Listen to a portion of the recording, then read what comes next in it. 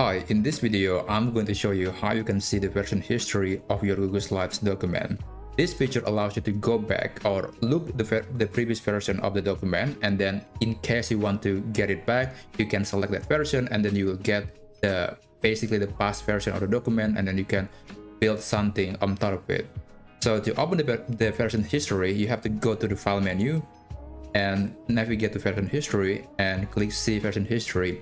Alternatively, you can also click this icon from the top bar menu. It is essentially the same thing, and you will see the multiple version histories of this document. Now on each version you can even see the version. Basically this is not version, this big menu is actually session. So in one session you could have multiple changes in the document. So this is one session, and if I go back to a few minutes ago, you'll see the document was completely in a different state. If you go back even further, you'll see the changes that I have created on that document. And when you want to get this version of the document back, then you can click this option that says restore this version, and you want to click restore. So now we have this document back and we can start building something on top of it. So that's how you can see or check the version history in your Google Slides document.